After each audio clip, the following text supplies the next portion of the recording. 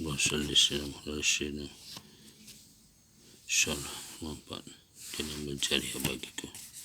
Di pendidikan finansial menuntut orang memahami definisi kata seperti arus kas dan keuntungan modal. Dalam Dissident Podel saya menulis tentang aset versus liabilitas. Jika aset menaruh uang ke dalam kantong Anda, arus kas masuk dan liabilitas mengambil uang dari kantong Anda. Arus kas keluar.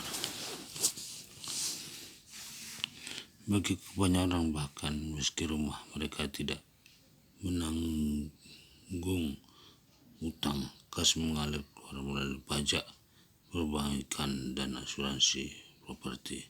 Asal murah kepada mobil lain yang menyedot kas dari kantong Anda. Sisi menyedot kas dari kantong Anda. Sisi sebaliknya, sebagai besar properti yang saya dan Kim menghasilkan pemasukan setelah dikurangi semua pengeluaran utang. Setelah dikurangi semua pengeluaran dan utang, tak menghasilkan arus kas. Itulah namanya aset. Mengetahui perbedaan antara arus kas dan keuntungan modal memberi kami keuntungan tak adil. Mengetahui perbedaan arus kas antara arus kas dan keuntungan modal. Arus kas dan keuntungan modal kuncinya. Alasan kami melihat begitu banyak properti adalah mencari properti yang memberikan arus kas. Itu bisa mengecilkan hati. Begitu bagus. Berita bagus yang menemukan properti yang memberikan arus kas pada masa ambruk itu lebih gampang karena harganya lebih rendah. Para pecundang terbesar selama krisis finansial ini adalah orang-orang yang berpasti pada liabilitas. Merupakan keuntungan modal ketika pasar hancur, kas mereka mengalir keluar. Investor kebanyakan berinvestasi untuk keuntungan modal. Investor keuntungan modal bukanlah benar-benar investor, mereka pedagang, membeli dengan niat menjual dengan harga lebih tinggi atau harga lebih rendah dalam kasus ketika harga di pasar turun. Investor sejati berinvestasi keuntungan modal dan arus kas. Keuntungan modal dan investor sejati juga membutuh tax break. Gunakan sebanyak mungkin uang orang lain. OPM, others people money. Mengetahui cara melakukannya merupakan keuntungan tak adil. Ini diagram yang menunjukkan perbedaan antara aset dan liabilitas. Laporan rugi laba, kalau aset dia antara aset dan liabilitas. Aset menghasilkan pemasukan, liabilitas neraca pengeluaran.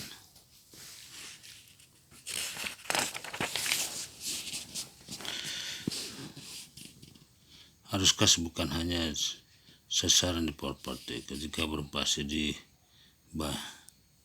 minyak, saya berhenti investasi untuk arus kas. Saya tidak perlu harga minyak naik dan turun selama arus kas tetap masuk. Banyak orang berinvestasi dalam saham untuk dividen. Nama lain dari arus kas, para pemegang obligasi penabung berinvestasi untuk bunga.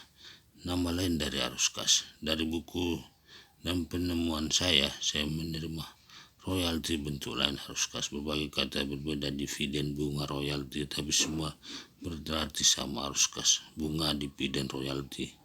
Bunga, dividen, royalti.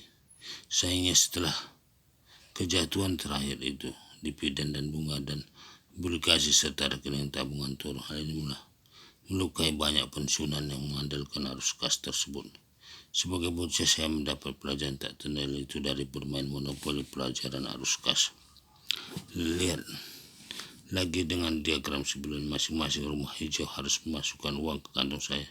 Arus kas saya tak pernah melupakan pelajaran itu.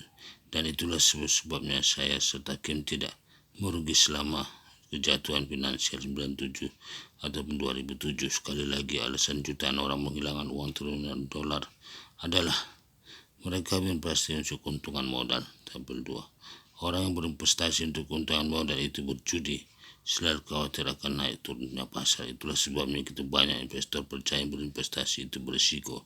Segala sesuatu berisiko jika Anda tidak bisa mengendalikannya. Sekarang ini jutaan orang hancur setelah finansial corona. Sekarang ini jutaan orang hancur secara finansial karena kurangnya pendidikan. Jadi orang tidak akan merugi seandainya saja mereka mau perbedaan arus kas dan keuntungan modal. Pelajaran tak nilai dari monopoli. Pelajaran ketiga, serahkan uang padaku. Monopoli mengajari saya menyerahkan uang mereka kepada saya. Ketika Anda melihat dokumen seperti dengan satu rumah hijau di situ dan sewa untuk rumah hijau $10, orang yang mendarat di properti harus memberikan $10 kepada pemain yang memiliki dokumen properti itu. Belajar cara membuat orang menyerahkan uang kepada Anda, walaupun terdengar kasar, merupakan pendidikan finansial sejati. Cara membuat orang menyerahkan uang kepada Anda, merupakan pendidikan finansial.